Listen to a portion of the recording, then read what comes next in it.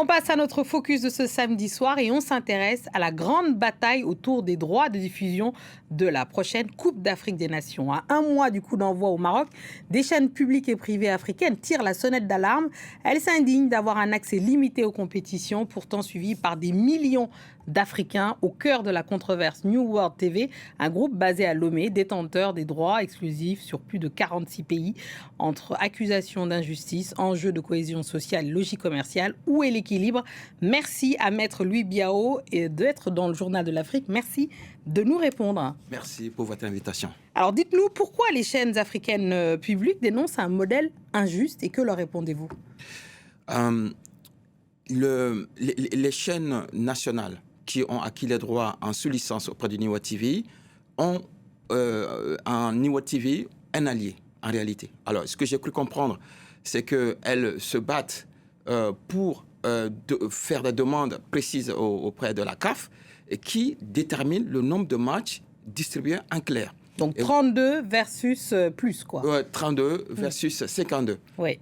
Pourquoi cela? Il faut savoir que les droits TV ont deux aspects. Il y a un aspect de diffusion en clair, ce qui remplit un rôle social, et puis un rôle commercial. Il faut le dire, même si nous sommes, je dois le dire, du côté des chaînes nationales diffusant en clair, eh bien, il y a une réalité économique qui veut que les ayants droit, en l'occurrence la CAF, puissent récupérer suffisamment de moyens, non seulement pour financer l'organisation d'une telle compétition qui exige beaucoup d'argent, et aussi pour le soutien des fédérations nationales de football.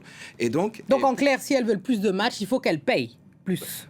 Oui, absolument. Simplement. Mais souvent, elles n'ont pas beaucoup de moyens, puisque ce sont des moyens publics. Oui. Et donc, les ayants droit se retournent vers les diffusants payants qui, eux, ont la possibilité de commercialiser beaucoup plus abondamment et récupérer un peu d'argent pour... Alors, en clair,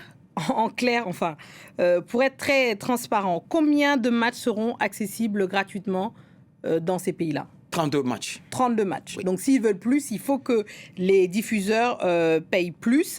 Comment vous expliquez, par exemple, il y a un problème de distribution de New World TV parce que ceux qui voudraient... Parce qu'en clair, vous avez... acquis les droits de ces matchs-là sur plus de 46 pays, sauf que New World TV n'est pas accessible dans 46 pays. Votre distribution, et d'ailleurs vous avez un problème de concurrence directe avec Canal+, qui a des bouquets sur lesquels vous n'êtes pas diffusé, pour être très clair. Ouais. Donc ça veut dire que concrètement, les gens qui voudraient passer par vous pour vous regarder, même en payant, ils ne peuvent pas, parce que vous n'êtes pas accessible dans tous les pays. Alors, je pense qu'il y a une confusion. En ce qui, New World TV a une activité duale, la distribution de ces chaînes payantes et la distribution de droits en clair. Oui, ça c'est sûr. Parce que il faut dire que c'est une particularité de New World TV, puisque les plateformes payantes qu'est New World TV n'ont pas l'habitude de le faire. Nous, on a souhaité distribuer en clair pour les chaînes et en payant.